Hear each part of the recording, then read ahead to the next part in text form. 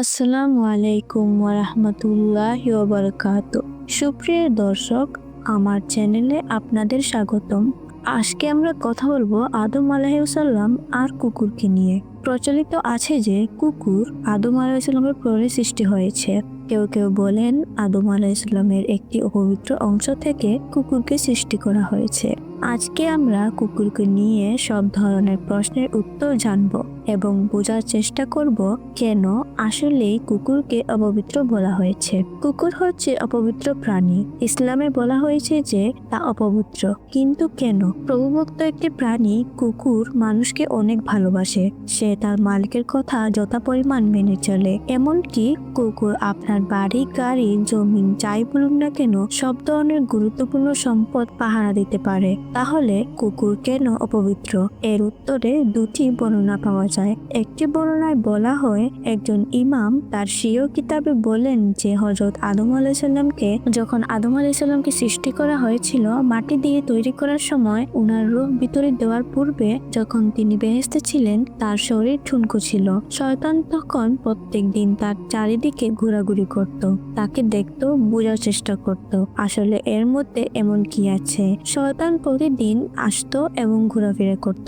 একদিন সে অহংকার বশত রাগে হযরত আদম আলাইহিসসালামের উপর থুতু ফেলে দেয়, আর তা গিয়ে পড়ে আদম আলাইহিসসালামের পেটের একটি অংশের উপর। পেটের এমন এক অংশে পড়ে যেখানে হযরত আদম আলাইহিসসালামের নাভি ছিল। আসলে তখন সেখানে নাভি বলতে কোনো জিনিস ছিল না, তবে শয়তান থুতু দেওয়ার পর আল্লাহ তাআলা তার পেটের এই অংশ থেকে সেই অপবিত্র অংশ ফেলে দেন, কিংবা জিবরিল আলাইহিসসালামকে বলেন সেই মাটি ফেলে দিতে। এরপর সেই অংশতে আল্লাহ তাআলা একটি নাভির আকার দেন। এই জন্যই মানুষের পেটে একটি গর্ত তথা নাভির আবির্ভাব ঘটে। আল্লাহ তাআলা সেই অপবিত্র মাটি দ্বারা কুকুরকে তৈরি করেন। এই বর্ণনাটি শুধু এক ইমামের কাছে পাওয়া যায় এবং সকল ইমাম এরকম কোনো বর্ণনা করেননি, শুধু উক্ত ইমাম ও আরেকজন ইমাম ছাড়া। অতঃপর এই বর্ণনার পিছনে কোনো সনদ নেই। আরেকটি বর্ণনা হচ্ছে আলী রাদিয়াল্লাহু তাআলা আনহু থেকে বর্ণিত। আদম ও হাওয়া আলাইহিসসালামকে সৃষ্টি করার পর আল্লাহ তাআলা যখন তাদেরকে পৃথিবীতে পাঠিয়ে দিলেন তখন ইবলিস তাদেরকে হিংসা করে পৃথিবীতে থাকা সকল পশু পাখিকে সবাইকে উস্কিয়ে দেয় তাদের ব্যাপারে মন্দ বলে, যাতে হিংস্র পশু পাখিরা তাদেরকে আক্রমণ করে এবং খেয়ে ফেলেন। ওই সময় আদম ও হাওয়া আলাইহিসসালামকে রক্ষা করতে আল্লাহ তাআলা কুকুরকে সৃষ্টি করেন, তাদের পাহারা দেওয়ার জন্য, তাদের জীবন রক্ষা করার জন্য। কিন্তু কুকুর একটি নাজায়েজ প্রাণী। বর্ণিত আছে কুকুরকে লালন পালন করা জায়েজ, তবে তা যদি হয় শুধুমাত্র ঘর বাড়ি, যে কোনো ধরনের সম্পদ, ধান ক্ষেত, যে কোনো কিছু পাহারা দেওয়ার জন্য, কুকুরের পালিত করার জন্য নয়। অন্যথায় শুধুমাত্র বিড়ালের মতো যদি কেউ গৃহপালিত পশু হিসেবে কুকুরকে লালন পালন করে তাহলে ওই ব্যক্তির আমল থেকে 1 কিরাত পরিমাণ সওয়াব কাটা হবে, আর 1 কিরাত হচ্ছে 1 উহুদ পাহাড় পরিমাণ সওয়াব। আরেক বর্ণনায় পাওয়া যায় একদা রাসূল সাল্লাল্লাহু আলাইহি ওয়াসাল্লাম কিছুটা চিন্তিত ছিলেন। যখন তাকে জিজ্ঞেস করা হলো তিনি কেন চিন্তিত, তখন তিনি বললেন